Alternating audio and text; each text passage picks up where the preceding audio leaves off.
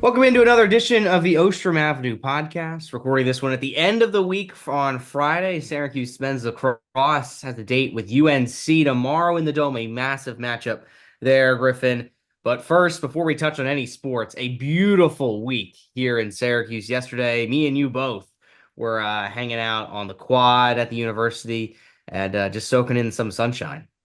Yeah, it was beautiful, beautiful, beautiful getting that sunshine in. Finally, I almost called Jordan Leonard to get him on podcast because, I need him to talk about this good weather. I feel like when I see Jordan around, he's just not even talking about the weather, which is kind of shocking. But hey, we need to leave Jordan in the past. This is a new regime. AJ Myers at the helm. But the weather, oh, it's so good. The sun, it was 70. It might have even touched 80 degrees in Yep. Syracuse. I mean, it's still April, so I haven't looked at next week's weather, so hopefully there's nothing. Yeah, I took a glimpse at it, a lot of rain, which Okay, again for better than Syracuse, snow. if it's not snowing, it's probably raining. That's just kind of the way it works here in Syracuse. But we'll take those sunshine, 80-degree days any day we can get. And couldn't get an interview this week on the podcast, but be sure to check out last week's interview with John Dronowski, Duke men's lacrosse head coach. He talked about a lot of good things. He talked about where his team could beat Syracuse, and lo and behold, they beat Syracuse. But before we touch on that matchup, the men's lacrosse team's game against North Carolina tomorrow, we got to talk about football because it kind of all started. I guess it was at the end of last week. I mean, that was the first time I read this name. I knew this name, Notre Dame's quarterback, Steve Angeli. He entered the transfer portal, and the first murmurings were he went to Burlington Catholic High School, which is where Nunzio Campanelli used to coach, and his brother coaches there as well. They never coached together. Campanelli never coached Angeli, but there's still a connection there. He visited Syracuse. 24/7 Sports, Crystal Ball was like, this guy's going to commit to Syracuse. Lo and behold, he commits to the Orange. And this is after Fran Brown said Ricky Collins is our guy.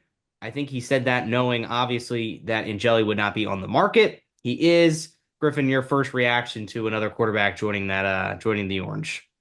First reaction is that Syracuse might have a quarterback battle come fall camp. It's going to be a quick turnaround for Fran Brown to kind of figure out who he wants to be the starter. But, I mean, fall camp goes by quick. I think Syracuse is set up in a good position, though. They have two good options. I would not call them two great options. I would say two good options that Syracuse has. The one thing that's kind of surprising me is that Fran Brown even named a starter in the first place, Mhm. given he most likely knew he was going to go back out into the transfer portal and try to pick up somebody. Then That's again, where I'm not sure. I the way I look at it is I think Fran Brown was like, Ricky Collins is my guy. He proved it in fall camp. I don't think he anticipated Angeli to hit the transfer portal. Once he did, I think it was a name he simply couldn't turn down. He said, Angeli, this guy has plenty of connections, New Jersey, my kind of guy. We got to get him here. There was no other way. He couldn't say no to Angeli. That's the way I put it. I like that. But then again, like if someone like Steve Angeli comes in from Notre Dame, where he was the backup, has only thrown for around 800 yards in his collegiate career, Ricky Collins hasn't even thrown for that much. No.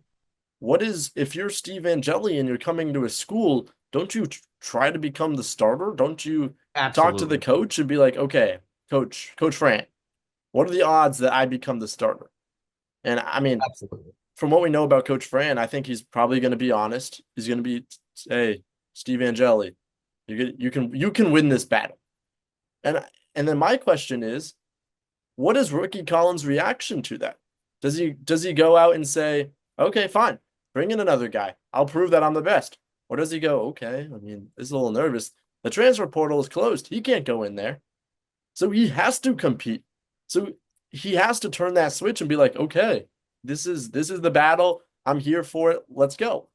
But then what happens if, let's say, Ricky Collins is the starter, day one starter, and he shows up against Tennessee, throws a couple interceptions, Orange lose by 30, and it's not pretty? Is the whole Syracuse fan base going to be like, Steve Angeli? Is that halftime? The whole Syracuse fan base on Twitter going to be like, okay, where's Steve Angeli? I'm a little worried that this two quarterback lineup is going to threaten some things for Syracuse. Well, I always say two quarterbacks is no quarterbacks. And I think Fran Brown, he likes a guy. He likes a starter. He will figure out who the starter is. But again, I'm going to go back to this. There's no way Angeli sat down with Coach Brown and was like, oh, I'm going to come here to be the number two. No. He came here. There's also, I think, a point not being talked about. Syracuse committed some kind of NIL money. Everyone wants to say, oh, this university doesn't have NIL money, no money to spend. You didn't get this guy for free. You don't transfer from Notre Dame to Syracuse for cheap. They're clearly paying him something as well. So there's no way they invested money into this guy to say, yeah, you can be the number two. No, he has come here to compete for the quarterback QB1 spot. There is a quarterback competition come fall camp. There's just no doubt about it in my eyes. I agree. I don't think it'll be interesting. I mean, obviously the numbers don't have to be released, and they probably won't be released. No. But I would imagine that since Ricky Collins was the first quarterback, he got a little more NIL money. And because both of these guys, they're decent named transfers, LSU, Notre Dame, those are big, high-profile schools. And Ricky Collins, former four-star, top 250 recruit. Steve Angeli is not that big of a recruit. He was a three-star from New Jersey, Bergen Catholic guy. So it'll be interesting to see like how they're treated. Like Kyle McCord was treated as this god, and rightfully Well, so. different Like proven circumstance. starter. Yeah. I'm interested to see how the Syracuse fans, how the community rallies around these two quarterbacks because it's gonna be hard, I think, to figure out who's actually gonna be the starter, and then if one person has a bad game, do they switch up? Do they switch the flip? Or, my favorite quarterback of all time, Tom Brady, he split reps in college. Him and Drew Henson were a little bit of a I 1-2 hate when duo. teams do that. I mean, it doesn't happen too often anymore. No. But Syracuse has a little duo, and Ricky Collins is a more of a he can use his legs. Sounds like Steve Angeli is more of a pocket presence, but I don't think it's going to happen. But it would be interesting to see. Maybe it certainly would. And Jelly, it's important to note he's only started one game ever. He didn't start any games last year. He played 11 and he threw for over 200 yards and three touchdown passes. And he played in big moments too for Notre Dame. So he can play. With Angeli, you've seen he has the ability to play at a high Division I level. Collins, you have no idea. He's played in garbage minutes. He's completed 7 passes against nobody when the Yeah. LSU was winning 500-7. So there's two differences there. And I think another key aspect is Collins has 3 years of eligibility, Angeli has two. So this is more, this isn't a quick, like, oh, Angeli's coming in 1 year to just ride the ship, tough schedule. This is our guy for 1 year. No, Angeli, if he wins it, he could win it for the next 2 years. So I think that's very important to note. And then, I'm sure once Angeli would win it, this upcoming season, Collins would probably hit the transfer portal the next season. It's just the way college athletics works. It's a extremely interesting dynamic. And for Coach Fran Brown, it's something totally new. We've never seen him deal with something like this because last summer we knew the quarterback. It was Yeah. Kyle McCord, no doubt about it. This is a totally new environment and new issue for Coach Brown to deal with that he just hasn't had to in his young coaching career. And I think you mentioned the interesting part is both of these guys have eligibility, Yeah. 2 or 3 years. And I mean, you said if Steve Angeli goes out and has a good year, and Ricky Collins might enter the transfer portal. But what if Steve Angeli goes out and balls out, and then he enters the transfer Yeah, portal and it says, can happen. "Okay, You so never long, know. so long, Syracuse. Yeah. Thank you for helping me build my career as a starter in college. I'm gonna go whether it's back to Notre Dame, to Texas, like Murad Watson, like Trevor Pena to USC or UCLA or Miami or Arizona State, wherever he's gonna go. I mean, that's a serious possibility." And then, well, Ricky Collins is like, well, okay, you told me I was going to be the starter this year, and then I wasn't. And now this guy's entering the portal, so it looks like I'm going to be the starter, but am I Yeah. really going to be the starter? The whole It's thing just a is, bunch of hypotheticals then to play out, and that's unfortunately the reality of college football. But I do think you got to credit Kyle McCord a lot. I think he put Syracuse on the map. The fact that Angeli from Notre Dame is considering Syracuse, I think is huge. It's credit to Fran Brown as well. 2 years ago, 100%. that was unheard of. You never would have thought to have a quarterback from Notre Dame or even a quarterback from LSU to consider Syracuse. So I think that it's a good thing and a bad thing at the same time. Syracuse is now getting top talent, but it's going to create more competition. Speaking of that top talent, Griffin, I kind of got in a debate yesterday with a few people. Do you watch the NFL draft? I was busy last night. I did follow Okay. the NFL draft. I was quasi watching it, you can say. My Patriots selected number four overall. So I've turned on the draft. I watched the first couple picks. I knew the top three were going to be pretty consensus, but then there was that blockbuster trade that happened. And then the Patriots picked my guy, Will Campbell, who's I was very excited about. But then, like, I was following every pick. Yeah. So, yes, I watched the NFL draft. See, my thing is, I don't watch it. Why watch it when I have my phone? It can tell me exactly who's being drafted. And this is the I don't need to problem with our watch it. generation. And the other Let's thing go that visit annoys the me, TV screen and watch the draft like the good old days. wow, come on now. The other thing that annoys me is it takes too long between That's true. picks. Like the pick is in for 5 minutes. Why can't we just say the pick? Why do we have to wait 5 minutes? 10 I minutes for hate the first round is kind of absurd. 10 it's minutes for the first pick? Wait, yes. like the first pick? Like you've been on the clock for months. I know, Not yeah. 10 Like minutes? 8 o'clock, you just Announce. Roger Goodell should go right up there and say, "All right, we got the first pick." Like it just takes I agree. way too long. I'm excited though. I'm repping the Eagles today. Got all of it all. I liked your pick. Jahad Yeah, oh, I Campbell is love going it to be a too. good player. I can't Howie believe he Roseman. fell to 32. Yeah, Howie Roseman, greatest GM of all time, but no Syracuse player selected in the first round. Could we see someone Shocker. go in the second round? Possibly. I Kyle think the big McCord. one, everyone's kind of wondering where's Kyle McCord going to end up. It's not been a quarterback-friendly draft so far. Just ask the Sander family about that. Oh, But come on. is there someone, Griffin, a Syracuse player that you would like to see go off the board here on Friday in round two or later in the weekend? Round two, I think if Kyle McCord goes round three, I think Yeah. that'll be successful. I think that will be like if he goes above Will Howard in round three, Fran Brown's Oh gonna be yeah. like sitting in his chair over at Ainsley or the Lally complex, that new building over there by Manly, and be like, I did a great job. I am Yeah. successful. Kyle McCord goes above Will Howard, gets drafted round three and can fight for a starting spot, whether that's with the Steelers.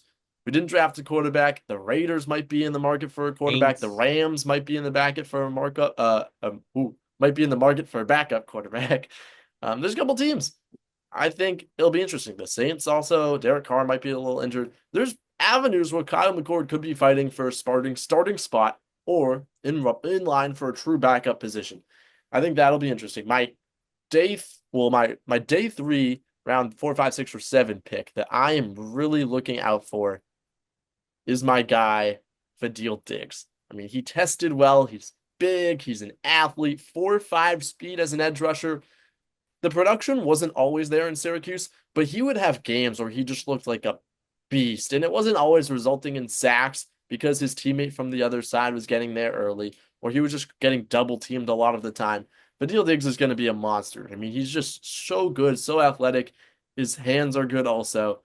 That's who I'm looking forward to seeing get drafted. Yeah, yeah. My Eagles, they need a tight end. I think they got some better options ahead of Rondé Gadsden, but you never know. So we'll definitely be keeping an eye on the NFL draft. It's just again, it's something unheard of with Syracuse. You have this many options in the NFL draft with Orange players potentially getting selected is something again not really used to hearing about. But credit to Fran Brown, everything he's done with the football program. Transitioning over to the men's basketball program, more transfer news. We got now two ACC rivalries, maybe rebirthed because of players going back to ACC schools. We already knew Quadir Copeland was going to go to NC State. Chris Bell is decided to go to Cal. So another ACC familiar face we'll see in the ACC. Maybe he'll have a huge game. I could see Chris Bell going off against Syracuse. Oh, 100%. Chris Bell, Yeah. although he did not shoot well in the dome this season, I think he just shot like 28%. This last season, he shot like 45 or 44% inside the dome. Like he does not miss normally inside the dome. I could easily see him rattling like 7 threes. And the Cal is up for a trip this year because Syracuse went out Yeah. there.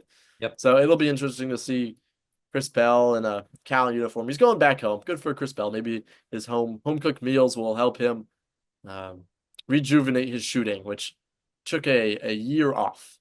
Definitely. And then now every senior on this is crazy to me. Every senior on the roster has now entered the transfer portal. Jaquan Carlos and Jair Davis are now praying to get an NCAA waiver to get one more year of eligibility. I don't think it's going to happen. They all played like neither of those players missed significant amount of games, but who knows? So far, none of those players, those seniors who are seeking a waiver, have been granted one for an extra year of eligibility. And then for Felicia Leggett-Jack, this was interesting. Georgia Woolley is doing the same thing. She is seeking a waiver as well to try and get one more year of eligibility. Who knows if it's going to happen? No players joined either program. Of course, listen to last week's episode. We really dived into the action that the women's team did and all the additions they got finally. So some exciting new pieces for Coach Jack there. Now transitioning to the lacrosse field, that's where the business end of the season for both men's and women's lacrosse. And Griffin, unfortunately, Kayla Trainer's group, it has just been a disastrous end to the season. In the first round of the ACC Championships or quarterfinals of the ACC Championship against Stanford, Syracuse had a comfortable lead. Stanford scored 10 goals in the second half to win 15-10 and eliminate Syracuse from the ACC Championship. No bueno, no bueno. 3 straight losses to end the regular season / ACC tournament. I was surprised because I mean Stanford ran away with this game in the start. It was 4-1, Yep. like 5 minutes in. And it's 8-4 Syracuse. And then Syracuse goes on a 7-0 run. Okay, Syracuse is back. Jolie Caramelli, Alexa Vogelman, 4 goals combined. And then it all kind of hit the fan. Second half was a disaster. Stanford just goes on that run. Syracuse shows that it should not be an NCAA tournament team, although it probably will be because for some reason the committee loves this Syracuse lacrosse program. But a 9-8 team, 5-4 in conference play, round 1 exit of the the ACC tournament. Rather, I mean, I don't know what you can make the case for Syracuse to make the NCAA tournament. The biggest case you can make, and then looking at the RPI, they have the in all of college lacrosse, women's college lacrosse, they have the hardest schedule. They played the hardest schedule of any team in the nation. So that's the biggest thing going for them. They do have 3 top 10 wins against RPI teams. Top 5, they're 0-3. So that's not good. But I think they're going to sneak in. You know, they'll probably be on the road. And how far they'll go, I don't think they'll go that far. I don't think the confidence is very high with this team. And really, the way I'm going to put it, it was a rebuild year. It is a rebuild year. You lost a lot of players. You're rebuilding. You're retooling.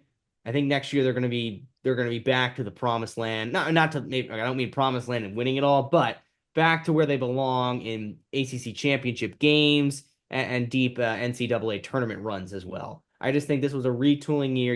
You had 10 freshmen on the roster. So now next year, those 10 freshmen, they're going to be sophomores. They'll have more experience under their belt. It's true. And it'll be interesting to monitor this offseason for Syracuse women's lacrosse. I mean, who knows at this point what's going to happen coaching players wise.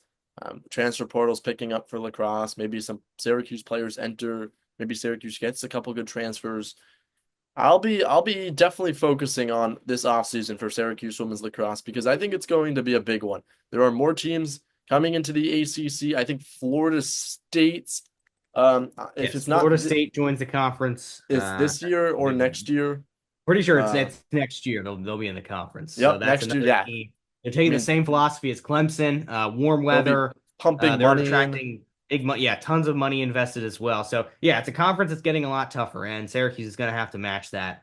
And it's all. I mean, I think it's also worth noting for this season that their best player, Olivia Adamson, second best player to Emma Ward. You know, they're on the same level. She missed the entire year. She played 3 games. So I think people kind of forgetting about that. You know, when you lose your best player, it's going to make that season that much tougher. And you had the hardest schedule in all the nation as well. So definitely a down year for Kayla Trainer's group. We'll have to wait and see where they end up in the One NCAA more thing, tournament. we gotta shout out Emma Ward for becoming the all-time program definitely. leader in assists, 165. The only positive that came out of that Stanford game. The whole season, really. Okay, I mean you could put it that way too. Yeah. Cementing herself in Syracuse history books. Congratulations to Emma Ward, and she had a tremendous career here at Syracuse. We'll be following her future journey into the real world, I guess, if you want to call it. Yeah, I could definitely see her playing some kind of professional lacrosse, and then later down the line, coaching. I think Emma Ward has that coaching gene, that coaching model. You can just see it in her post-game press conference. She already sounds like a coach. So best of luck to her, and maybe hopefully she gets a few more games in Orange if the team can make more postseason lacrosse. And don't worry, if they do, we'll have all the coverage here on the Ostrom Avenue podcast. And Griff, that leaves one more team. It's the men's lacrosse team, and boy, do they have a massive game tomorrow against North Carolina. I mean, I think it's a must win. I mean, yes, they're going to make the tournament regardless, but in terms of confidence, they got to get a win at home. Must win. If Yeah, you want any shot of making the Final Four, if you want any shot of building confidence to that's the getting big thing. through, winning the ACC, which in reality doesn't mean much, but it'll do a lot for your confidence. If you want something to go right at the end of the season, you need a win. And I think you might need a dominating win. Like if you escape by 1 goal to North Carolina, it's kind of like, okay, like you won, but like you didn't play well particularly, or maybe they play well and UNC is just a really good team, which they are, to their credit. But lose to Cornell by 5, losing to Duke by 4, teams where if you weren't favored, it wasn't by much. Like you were projected to lose to Cornell, but not by that much. Duke, team you were projected to win. It's just disappointing. And this Syracuse team has not lived up to the standard, the expectations that should be. I mean, 9-4, very good record. But Yeah. this was a team that was many projected 2, 3 losses, preseason number 2 ranking by Inside Lacrosse. Notre Dame, Owen Duffy is a star as a sophomore. Dom Petramala, he has lacrosse in his blood, literally. He has lacrosse in his blood. 2 stars for the Tar Heels. Syracuse's defense is going to be tested again, and I don't think they've played as well as they should be playing this season. I think Billy Dwan's had an up and down year. Riley Figueres, he's matching up with the best player all time. So, I mean, his job is not easy whatsoever. It'll be interesting to see what Syracuse's game plan is offensively. It's been a little shaky. Obviously, 7 goals against Duke, not good. I'll be interested to watch. The player I'm interested in watching the most is Joey Spallina, of course. I mean, it's just going to be him every single day. But is he going back to that facilitator? Is he going to be that dominant scorer? How is Syracuse going to play him so Syracuse doesn't go scoreless for 2 quarters in a game? Yeah, that definitely will be key. I think the biggest key in this game is the fast start. I mean, what was the score at the end of the first quarter against Duke? Was it 4-0, 5-0? I think it was 3-0. It was okay. So still, the slow starts. It's just it's annoying. It Yeah. really is. It's just you want your games. I remember watching the Duke game. Game starts. I'm like, here we go. High expectations, big win for Syracuse, and then the start is like, oh my goodness, this is awful. But then there's moments where this team looks brilliant, especially So in the good. offensive end. They are moving the ball so well. Everyone's getting involved from Owen Hiltz to Michael Leo. Everyone's involved, and the team looks great. It looks like a national championship team. But then there's moments where they look awful and they look lost and just lethargic. And then you're questioning, like, oh, is this the year for Syracuse? Is this finally where they get back to a Final Four? And I think that Duke game really summarized the season. Great at times, and then other times really slow. Can't seem to get anything going on offense, and your best players kind of disappear. Joey Spallina had a good game, but in the fourth quarter, kind of disappeared. He wasn't there at the end of the fourth quarter when they were trying to mount a comeback, and that's the other frustrating thing. It feels like every game they're either holding on to a lead or trying to come back because they allow the other team to get a big lead. So I think that's the most frustrating thing so far, or not so far. The most Yeah. frustrating thing this season for Gary Gait. And what's the crazy thing about it is Syracuse could beat UNC and win the ACC. And Like nothing that, happened. and nothing matters because whatever. Syracuse could But get the 1 seed in the ACC tournament no, still. I mean Have they'll win fun the doing that ACC. math. Tons of tiebreakers involved, but if they win tomorrow, they have a chance at a 1 seed. If they win tomorrow, they get the number 1 seed. Definitely And they get it. yes, Okay, yes, okay, there you go. and win the ACC regular season title, which I guess in this world means a little, but not a lot in Not the grand really. scheme of things. Doesn't do anything for the tournament. It'll add something to someone's record book in somewhere in some stat sheet that good friend John Stark, the SID for Syracuse men's lacrosse, will post somewhere that will get read. But the road ahead is not going to be easy for Syracuse because play North Carolina and then you go over to Charlotte. You got to go to the territory where half of these teams play and try to win an ACC championship game on Friday. And then the finals, and then the NCAA tournament. It's a quick turnaround. A lot of lacrosse being played tomorrow. This is tomorrow. this game has kind of crept up. Tomorrow's senior day also, so there'll be some celebrations for some of the players. It'll be interesting to see how Syracuse shows up. I wonder what the attendance is going to be like in the Dome after a big attendance against Notre Dame, biggest of the I think it'll be season. big again. People love lacrosse. It's a big game. It's a top 10. Is it top 10 or top 15 matchup? Syracuse is I number think, 11, so yeah, yeah. So it's a top basically top 10. 10. Yeah, it'll be a big crowd in there. You only get so many home games against big teams like this. I think it'll be a big game, and if Syracuse can get it, it would be their second top 10 win against RPI teams, which would again bolster that tournament record, that tournament chances. But looking at the strength of schedule, Syracuse is 10. So that schedule was tough, but apparently, according to the RPI, it wasn't that tough. That belongs to Maryland at number 1. So just an interesting note to keep an eye on there. And this is, again, the last game before postseason lacrosse ACC tournament then comes up. It looks as though UVA is not going to make the tournament. They've unfortunately had a down season, 0-3 in conference play. So it'll be between Syracuse, Duke, North Carolina, and Notre Dame. So Syracuse will have potentially, or we'll have one rematch definitely, and potentially another. No third place game. Imagine if they did a third place game in the NCAA tournament like soccer. People I would think not be happy with that, Gary including you. Gatewood. Gary Gatewood trot on the walk-ons for that one. Yes. That would not do anything. And again, the whole idea of an ACC tournament, I still go back and forth on it. I like it, but then it's like, if it gave you the automatic berth into the tournament, I would love it. I think the thing is, if teams win one game, they're like guaranteed to make the tournament. Like the Yeah. semifinals are whoever wins the semifinals matchups are guaranteed to get in the tournament because like that's how good. And even if you lose, you're probably still guaranteed if you're making the Yeah. ACC tournament. Eh, If all 5 teams aren't making it, most likely 4 teams are. Like that's just how good the ACC is. Um, but I think the main thing is just getting another rep against the top 10 team that just boosts your RPI standing, whatever the lacrosse committee likes to look at. That is what they like to look at. And again, Syracuse takes on North Carolina tomorrow at 5 p.m. WAER's coverage gets going at 4:30 with McClurg remodeling countdown to face off. It's going to be another big one. Syracuse, we talked about it at the start of the season, this end of the schedule, how important it will be. So far, they've gotten 2 losses in there. Notre Dame, if you want to count UVA, I guess they got 2 wins as well. So this is going to be a deciding one to see how Gary Gates' group finishes out the season. Griffin, what's your expectation? Can the Orange do it? I believe. I think Syracuse is going to win, but I've said Got a score Syracuse is going to win a prediction? lot of games this year. I'll go. I think it's going to be high scoring. I feel like most games in the Dome are high scoring. So I'll go 13-11. I agree with the Not high scoring. not Unfortunately, too high scoring. I've lost a lot of uh I've lost a lot of not hype in this team and confidence really. I think UNC gets the win. I got a 19-17 North Carolina win. I think it's gonna be a lot of Oh, goals.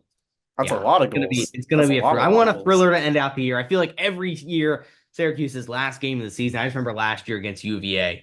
It was a thriller. So I think we got a thriller in store for tomorrow.